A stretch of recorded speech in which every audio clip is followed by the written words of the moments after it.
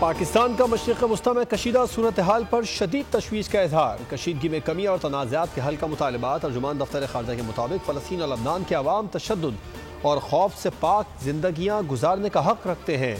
اسرائیل نے علاقائی امن و سلامتی کو خطرے میں ڈال رکھا ہے۔ بین الاقوامی برادری کو کشیدگی میں کمی کے لیے فوری کارروائی کرنی چاہیے۔ پاکستان اقوام متحدہ کی سلامتی کونسل سے خطے میں امن و استحکام برقرار رکھنے کے مطالبے کا اعادہ کرتا ہے۔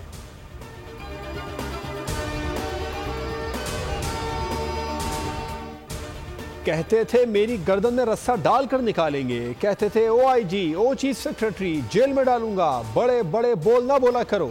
عاجزی سیکھو اور اللہ تعالیٰ سے معافی مانگو، جیسا کرو گے ویسا بھرو گے۔ جیل میں بیٹھے شخص سے پوچھیں کہ خیبر پختونخوا کے لیے کیا کیا۔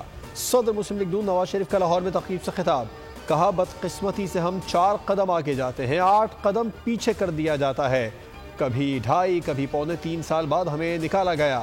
پی ٹی آئی کے سپورٹرز ان سے پوچھیں کہ 50 لاکھ گھر کہاں ہیں، 1 ارب درخت کہاں ہیں۔ ایران کا اسرائیل پر حملہ، ایران نے سفاک صہیونی ریاست پر 400 بیلسٹک میزائل داغ دیے۔ ایران کے میزائلوں کا ہدف اسرائیلی دارالحکومت تل ابیب ہے۔ اسرائیلی میڈیا کے مطابق میزائل گیس تنصیبات پر گرے۔ یروشلم میں وارننگ سائرن کی آواز گونج اٹھی۔ ایرانی فوج نے بتایا ایران اور لبنان میں قتل و غارت کے جواب میں بیلسٹک میزائل داغے گئے۔ میزائل اصفہان، تبریز، خرم آباد سے داغے گئے۔ اسرائیل میں مزاحمتی گروپ کی کئی مقامات پر فائرنگ، 2 اسرائیلی فوجی سمیت 7 اسرائیلی ہلاک، متعدد زخمی ہوئے۔ سلامتی کونسل کا ہنگامی اجلاس طلب کر لیا گیا۔ حملوں کی مذمت نہ کرنے پر اسرائیل نے سیکرٹری جنرل اقوام متحدہ انطونیو گوتریس کے تل ابیب میں داخل ہونے پر پابندی لگا دی۔